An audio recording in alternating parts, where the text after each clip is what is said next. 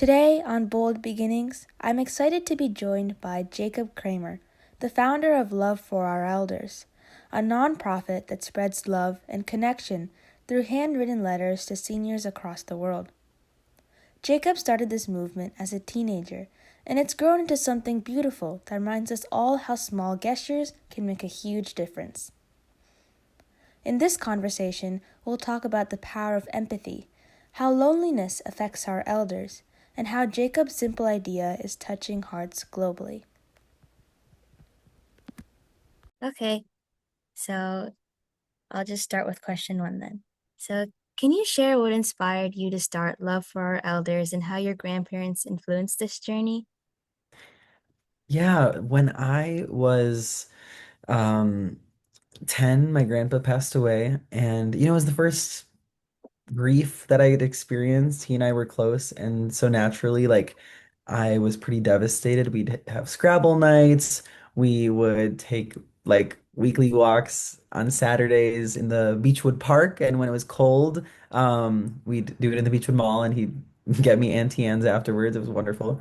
Um, and then I wanted to do something in his honor to, volunteer locally in the spirit of some Jewish values that he and my grandma had taught me, like Gemilut Chasadim, which is repairing, which is acts of loving kindness, and also Tikkun Olam, which is repairing the world. And so I started volunteering in my local senior community also to find like a special connection like the one he and I shared.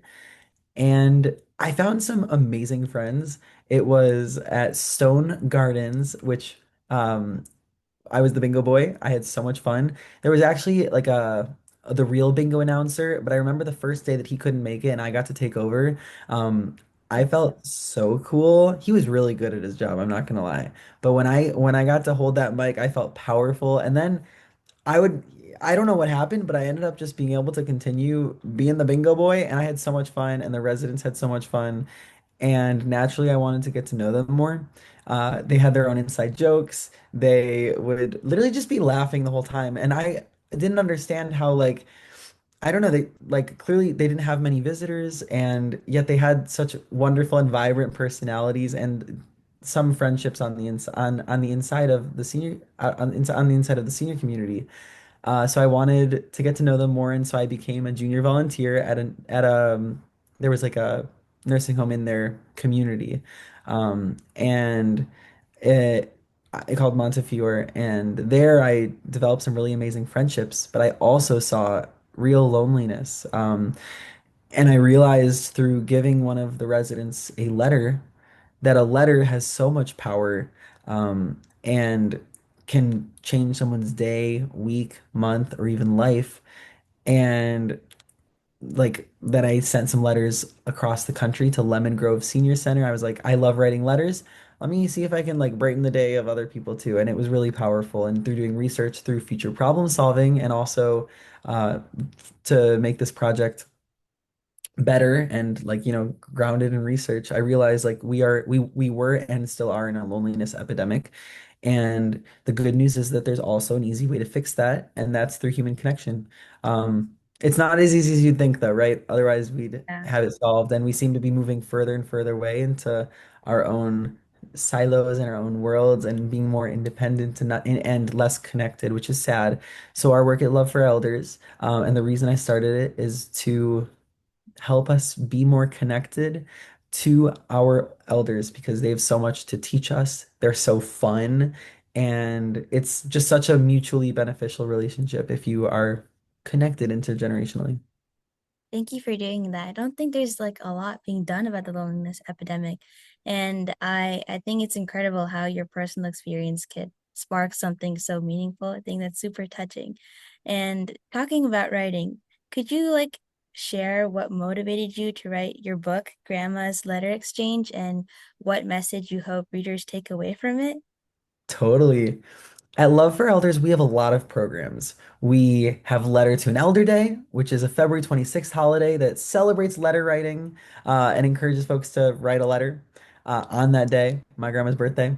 We have campus chapters that write letters and volunteer in local senior communities. We have a ton of programs. But One thing we never had was something for the littles, right? I've been a preschool teacher for a couple years as well. I love little ones, and I think it's so important that everyone gets exposure to community service. In fact, my first field trip with my preschoolers when I was living in Spain was going to the mailbox, and they would put their letters inside the mailbox, and then get it at their house and they're like, whoa, like how'd this happen? Well, because mailbox, pretty cool. Yeah, it's pretty cool. And even like 3-year-olds, they were three, were obsessed. First field trip, best field trip. And so like it was very easy for me to tell like that kids are really fascinated by mail and also everyone deserves access to service learning and volunteer opportunities, and that can start young. So, Grandma's letter exchange was written in that spirit, and I'm always trying to think of ways to keep our work, sustainable, in the sense of how can with honestly, like as a founder, and we're a small volunteer-led team, like how can we have as large of an impact with as minimal resources as possible. We're a nonprofit and volunteer led, and so a book made sense, and especially one that's so grounded in our mission and reaches a demographic that like our current work wasn't reaching. Hmm. Yeah, I think I agree. I think like having the physical experience of like writing a letter and seeing where it goes is super important. And like, do you want to share like in a digital world, why do you think like the art, like the physical art of letter writing still holds such power? Yeah. Oh my gosh. Um, I was doing a calligraphy workshop today at the summer camp I'm working at, and the kids like had never held like a pen before. I feel some of them. They were like grasping it weird and they're like 10-year-olds. I'm like, wait, what? What? Like you come on. But no, but I think it's just an experience because when they held onto the calligraphy markers that I brought, the brush pens, they were like it feels so good to hold like a brand new pen, put it down on the paper. It's a really nice experience even beyond summer camp, right? Anyone, whether you're a kid, an adult, it feels so good to hold a pen, put it on paper, and write physically. It's just a nice experience as a writer, Yeah, and you can get, your feelings out. It's a time of reflection, of gratitude, whatever you want it to be, of ranting, right? But yeah. with some forethought. So it's nice on the writing end. And you can decorate, you can get creative, artsy. But then on the receiving end, like there is nothing like receiving a handwritten letter just for you, like whether it's in the mailbox, delivered in person. Um, Also, I delivered a letter to the camp director today from like her like little one who's attending camp, and she started crying when she got the letter. And it was just I didn't even think about it till just now actually, but like what a reminder that um handwritten letters are so powerful. I see it all the time, and I feel so lucky to see it, but it shows that someone thought about you beyond just a text message, and it's something that's kind of uncommon and kind of rare, so it's really special. Going along that line, would you want to share a story of how your organization has positively impacted someone's life? Yeah, I would love to. There was actually recently a woman who reached out to me who said that her mom, this was the daughter, her mom had received letters from us. And at first, because they received letters all month long, Hmm. they got lots of letters, think hundreds. And at the beginning of the month, they would read the letters together and it made her smile. They'd talk about the nice things that were shared in the letters. Halfway through the month, she had a stroke. And so when she had the stroke, she would smile and look at how pretty the letters were, sometimes point to something, and then a few days afterwards, she would just look at them and they'd read them to her. And then she did pass away. This was all very recently, but um, she was surrounded by her letters, and letters were at her funeral read by one of the family members, and it gave the whole family comfort in following her death. And just knowing that the whole world had loved her and cared about her and recognized her value. She said that the letters presented a remarkably accurate picture of her mom. And it's just like, I don't know. I like a text can't do that, an email can't do that. And it's amazing how people Wow. come together to support, you know, older adults that they've never met before, but who they know can use some love. I love our work so much. Love for Elders is the best.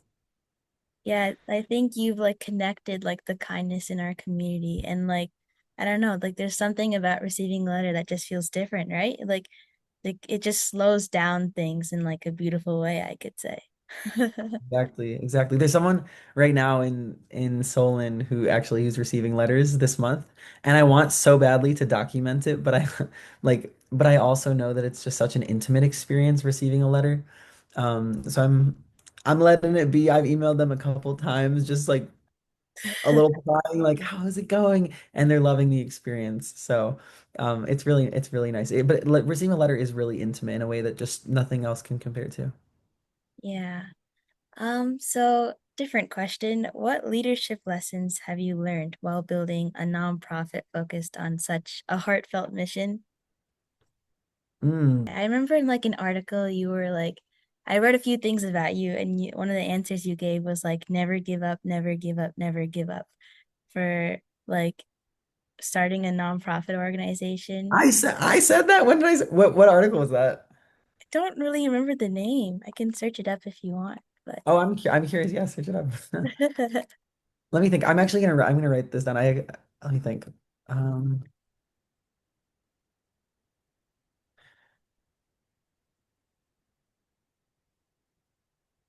I like never give up though. That might oh be. yeah, it was the startupsavant.com. Oh God. Oh I. Oh my God. Is there like a weird picture of me in that? Yes. You're gonna say no, but yes. I It's know like you holding up like a cute dog. It's not that weird. the dog. My friends call that dog a rat. She was my dog, but my friends all thought she was ugly. I Great. thought she was adorable. Callie Wag. Okay, go ahead. Thank you. That's so sweet that you read that though. The first leadership lesson that I learned was to persevere and never give up. I was told no so many times. I started feeling imposter syndrome. I was like, I'm not a nonprofit leader. I don't know what I'm doing. This is my first time making a website.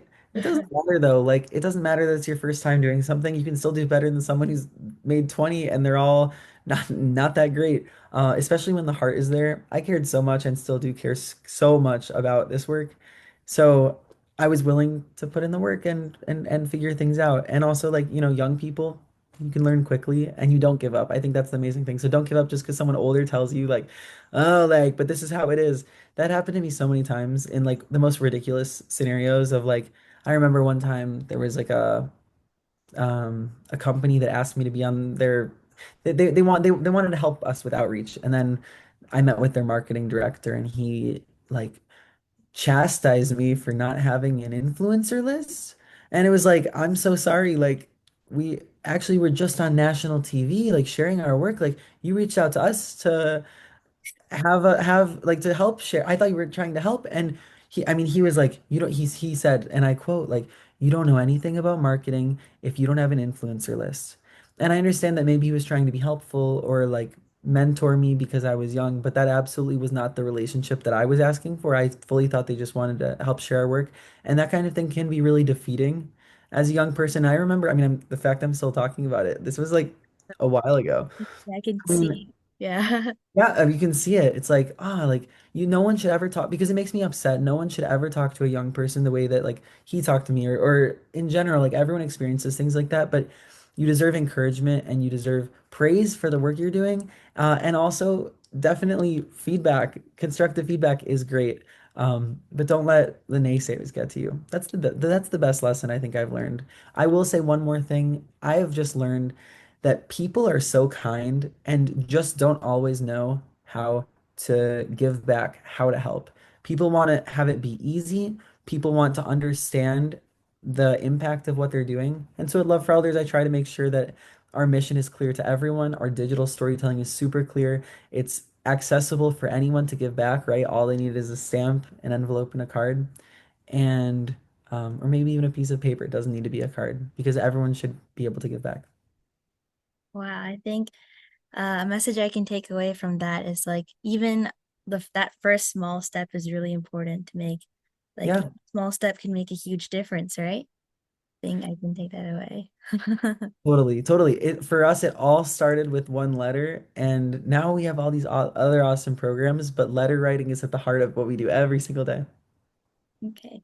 And then if you could share one message with people watching this interview or listening to this podcast, what would it be?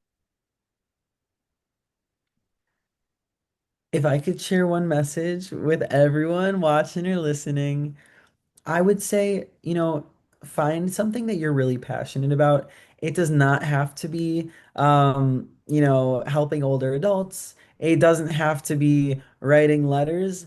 It can be whatever. It can be sports. It can be computers. It can be something like it can be finances. Find something that excites you or that you think you can help the world with and like do that. It also doesn't have to be a nonprofit. There are plenty of like socially responsible businesses and companies doing real good also. So think about like just your passions and run with that because I think you know, a lot of people think that in order to do good, it needs to be, through a nonprofit.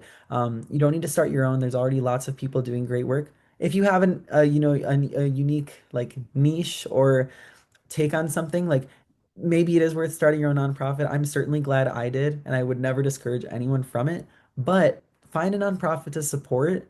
Uh, there's so many nonprofits like ours, like Love for Elders, who would love your support and could really benefit from whatever skills you have to lend.